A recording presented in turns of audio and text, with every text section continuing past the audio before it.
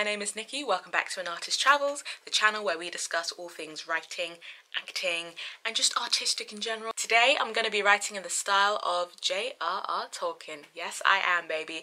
This is part of a series where I try to emulate the writing styles of famous authors, especially authors that I really admire. If you're interested in this series, it's quite a new series, but I recently did a video where I tried writing in the style of Chinua Achebe, a really excellent writer, and I will link that video down below if you're interested after this one. For now, let's get started.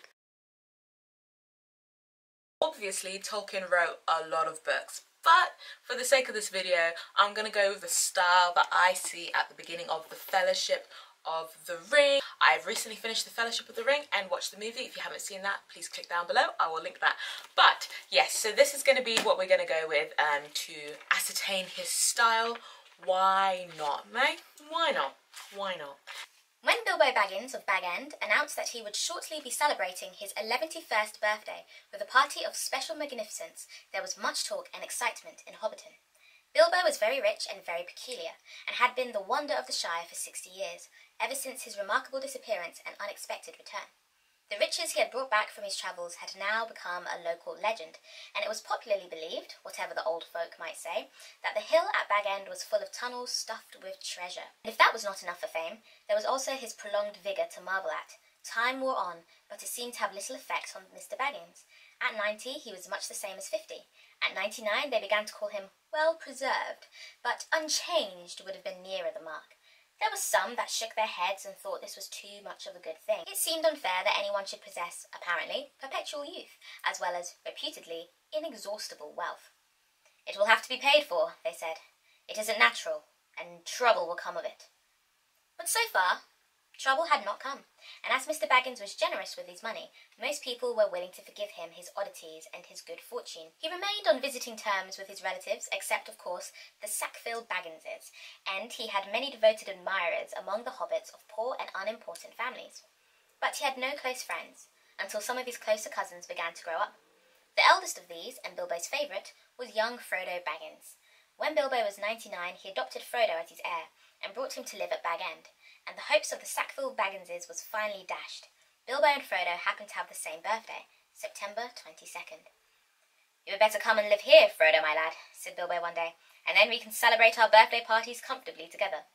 At that time, Frodo was still in his tweens, as the hobbits called the irresponsible 20s between childhood and coming of age at 33. So right away we can see that Tolkien spends quite a bit of time setting up the character of Bilbo Baggins, and what is really quite clever about it is that he's not only setting up the character of Bilbo Baggins, he is harking back to a previous journey, which we know to be The Hobbit, but let's say you didn't know about it, like he harks back to it ever so slightly, but also he is setting up the world. He's doing some world building. So straight from the first line, we have, he would shortly be celebrating his 11th birthday. There's already this little hint that this does not take place in our world. A hint of something perhaps whimsical or magical or even just otherworldly. When we say 11th, we're like, that's not normal. This is probably maybe how they speak in another world. That, and obviously the fact that, I mean, who celebrates their 11th? But I mean, that's incredible, like, awesome.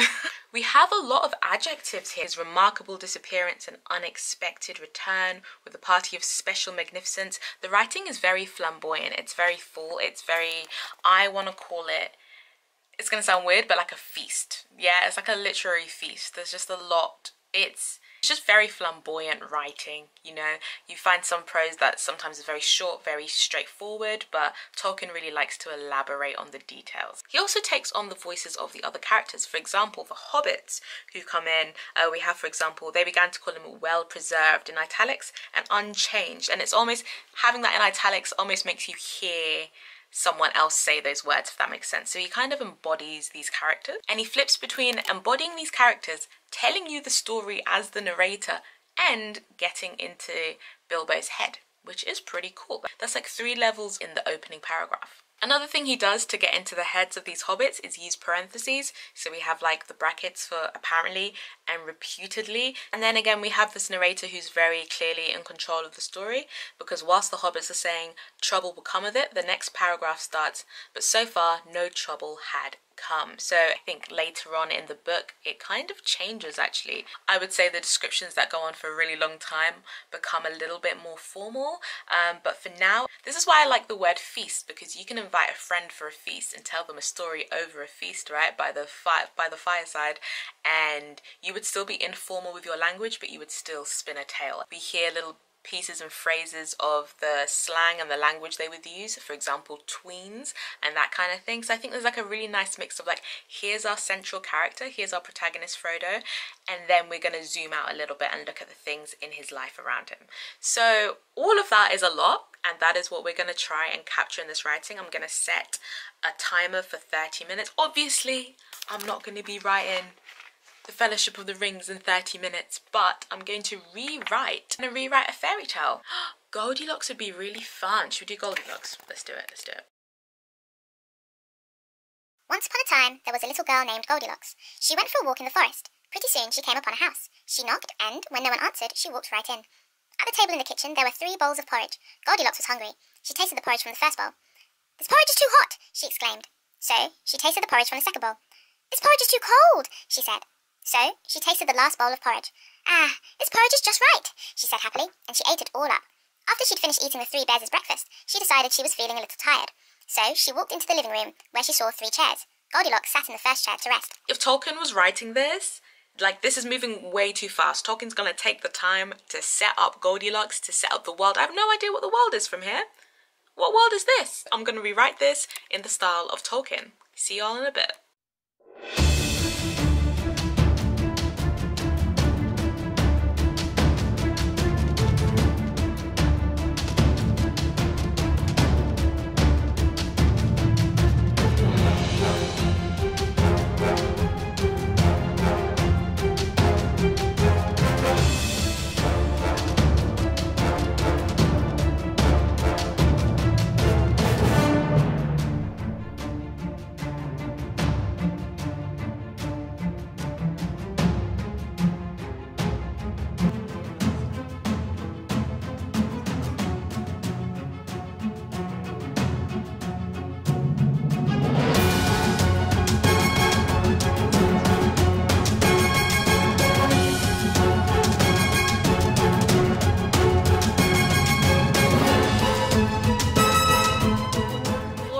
Well, I'm done. That was so much fun. It was really beautiful to write. I don't feel like I put in as many adjectives as he did, and you can be the judge. You tell me whether I managed to encapsulate some of his style. Goldilocks knew it was time to go for a walk when she heard the subtle song of the will-o-wisps calling to her from her bedroom window. Goldilocks was a very short girl and very, very blonde, which is, of course, why her parents had named her the way they had. She was known throughout the town as a nosy yet pleasant enough girl, provided one kept an eye on her. Once, she had upset a barrel of apple grits in the town square to Mr. Ronald's, the local apple grit seller's, distress. Clumsy, he'd called her, shaking his head as he refilled the barrels with the purple fruit. Her parents, on the other hand, never called her clumsy, but creative. Today, her parents were both at work, her father at the local mines and her mother at Wishwall Bakery, and had left her strict instructions not to leave the house until their return. But Goldilocks knew, from the many stories and myths that filled her mind, that will-o-wisps were rare but wonderful creatures who possessed, supposedly, answers to any human child's wish, as well as guidance, so said, along the forest paths. She encountered no guidance as she made her way down the forest lane, other than birds chirping in the trees and the slant of sunlight turning the crisp leaves translucent and warming the top of her golden head. Today it was in pigtails, a style which the old townsfolk named after the curling tails of their farmyard creatures. Goldilocks had no brothers or sisters, and perhaps this was why she was drawn to large homes, hers being, of course, rather quiet unless she was stirring up some sort of self-planned adventure, and she had a feeling she was about to happen upon one now. For now she came across a very large and very curious house. It had not 4 windows but 3, and seemed to be lopsided, even though it was built on the firm and flat ground of the forest clearing. She knocked, and, when no one answered, strange, perhaps they too had gone for a walk, She turned the door handle and, finding it to be unlocked, stranger still, walked right in.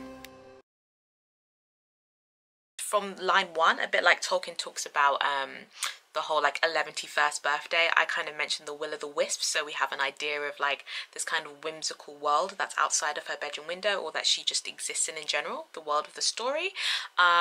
We used a lot of superlatives here. A very short girl, very, very blonde, and then we have so many parentheses. I just had a lot of fun with the parentheses, honestly.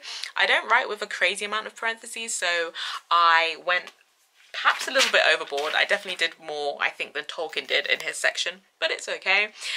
We spoke about like the apple grit sellers, which was just a very quick attempt at doing something slightly different in this town square. And then the whole embodying the voices of other characters. So Clumsy, Mr. Ronald's called him. Ronald was a little bit of a nod to J.R.R. Tolkien. A little bit of a nod to stories and myths and legends that go around and things that the old townsfolk say, which Tolkien is very much a big fan of, these sort of myths and legends, and like the old folks said this and the old folks said that. Straight up just copied this part, pretty much. I mean, not exactly, but this whole like possessed, supposedly, guidance, so it was said. I mean, that was so much fun in the book that I just had to use it. It was so much fun. This part is my favourite part. I love doing the whole she knocked and, when no one answered, strange, perhaps they two had gone for a walk, she turned the door handle and, finding it to be unlocked, stranger still, walked right in. That was so much fun. That was my favourite part to write. I feel like I really got into the flow, and then I was like, cool, we'll end there as she goes into the house. But yeah, if I was to change it, I would switch it up from being pigtails to some other creature tails, and then talk about the curling tails of their farmyard creatures. That adds another element of world building, and honestly that was a missed opportunity for world building. I was just writing this super quick, but that's how I would improve it for sure, because we all know what pigs are, right? But I could have created like, I don't know, hobbit tails. But yeah, to create an extra creature would have given us another idea of place, and also I could have then described the creatures. This was a lot of fun to do, just to write in another author's style. So I hope you enjoyed this video. If you did enjoy it, check out my Chinua Achebe video. Please like this video, and if you're not subscribed yet, honey, subscribe. Also, please leave me a comment to let me know if you enjoyed this video, and if you have any authors you would recommend me trying. I would love to sort of branch out and try different authors, perhaps a favorite author of yours. That'd be really, really cool. And also, if you would like to, I would love to read it. If you would write how you would have rewritten this in Tolkien style and leave it in a comment below, I would love to see it. Hey, and maybe I can give it a shout out in my next video within this series. Okay, so I hope you really enjoyed this video. I will see you next time on this channel for fun and motivational content for young creatives. See you later. Bye.